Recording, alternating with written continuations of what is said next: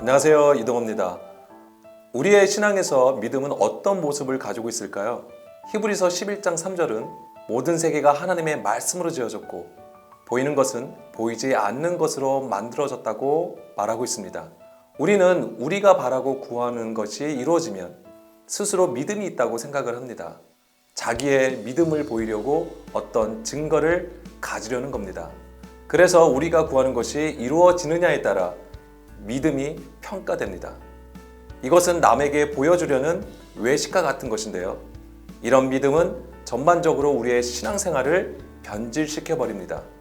누가복음 17장 20절에서 예수님은 하나님 나라는 볼 수 있게 임하는 것이 아니고 오히려 우리 안에 있다고 말씀하십니다.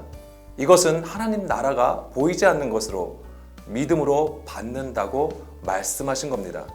우리도 하나님의 나라와 예수의 재림을 바라고 구하는데요.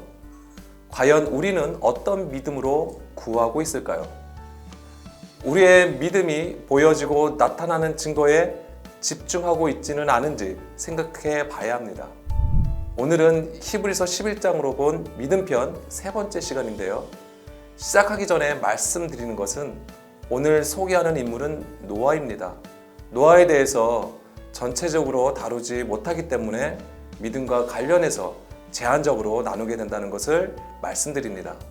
히브리서 11장에서는 딱 한 줄 기록하고 있는데요. 히브리서 11장 7절입니다.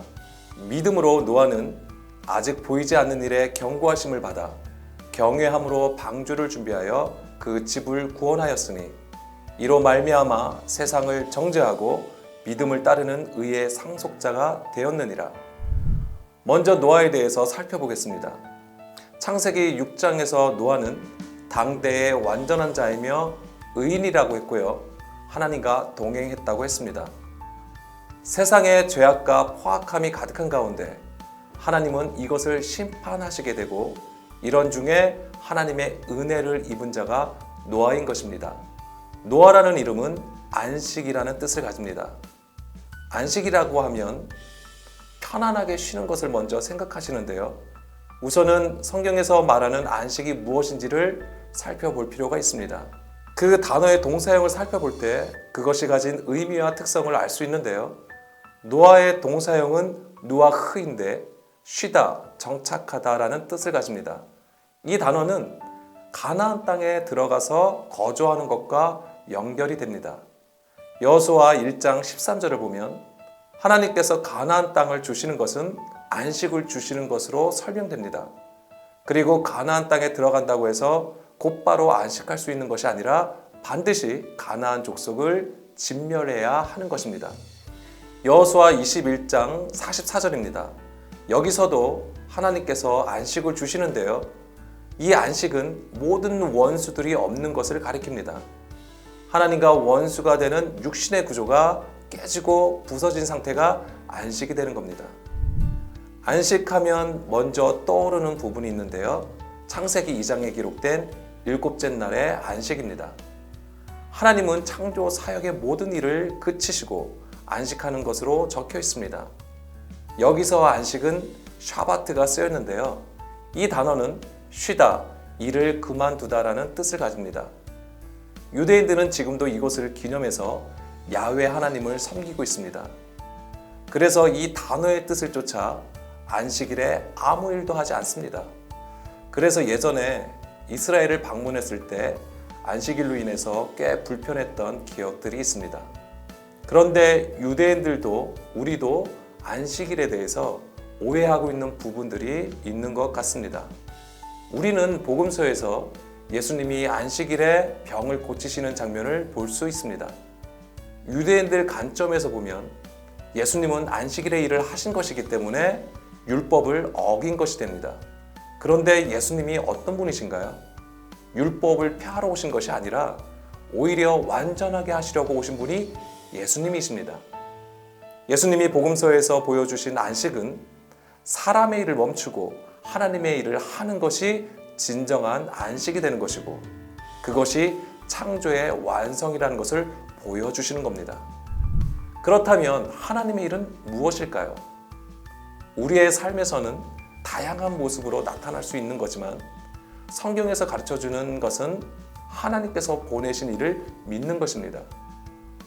내가 확고히 믿습니다라고 해서 믿는 것이 아니라 예수님의 말씀을 듣는 것을 말합니다. 그러면 주의 뜻을 깨닫게 되고 주의 마음을 알게 되는 겁니다. 그러면 노아의 경우는 어떨까요? 노아가 보여준 하나님의 일은 아직 보이지 않는 일에 경고하심을 받아 경외함으로 방주를 준비한 것입니다. 우리가 이것을 어떻게 생각하고 있냐면 노아가 하나님으로부터 계시를 받았고 그것을 그대로 믿어서 방주를 만들었다고 생각을 합니다.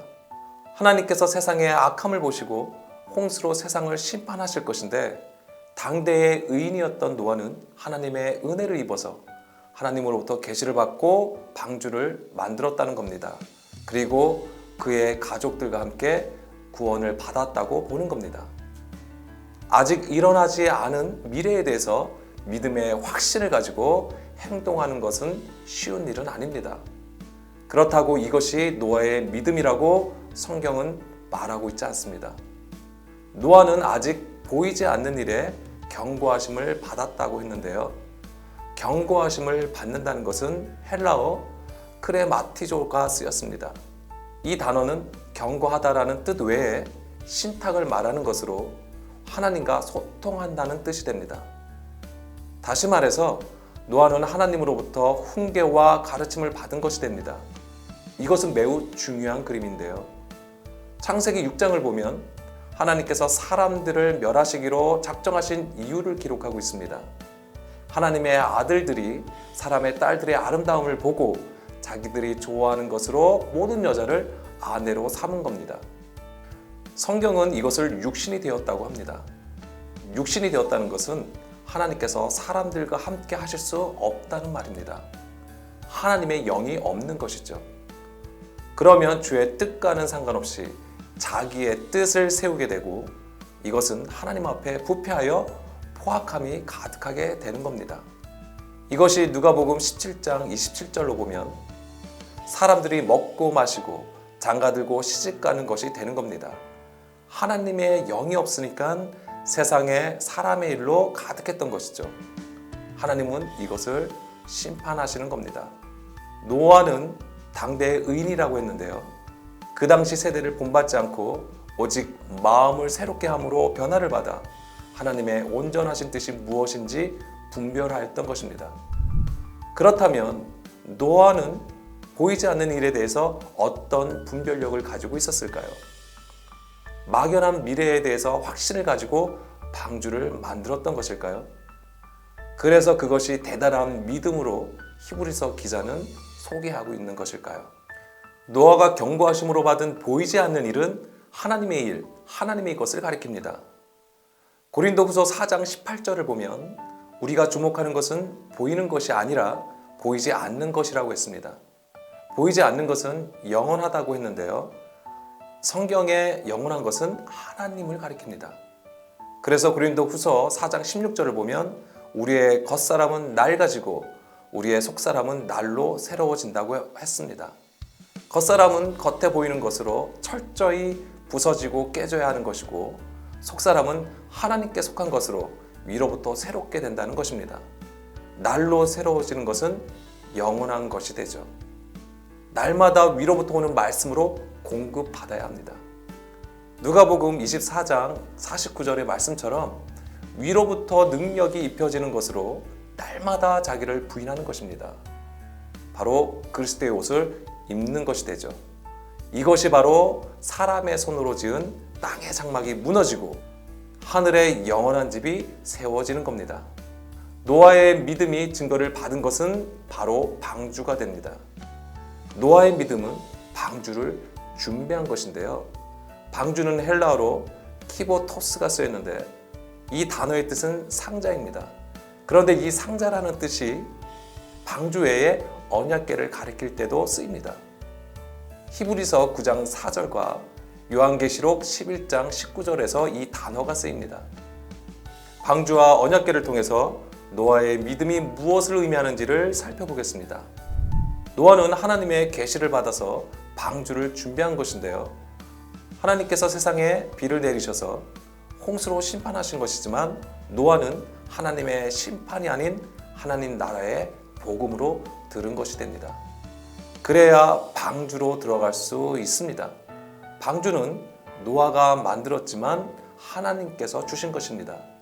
이것은 세상을 사랑하사 그 아들을 주신 것과 같은 것입니다. 그를 믿는 자마다 멸망하지 않고 영생을 얻게 하시려는 하나님의 사랑인 것이죠. 베드로도 노아의 홍수와 관련해서 깊은 깨달음을 우리에게 전해주고 있는데요. 베드로전서 3장 20절 21절을 보면 노아의 날 방주를 준비하여 물로 말미암아 구원을 받았다고 기록하고 있습니다.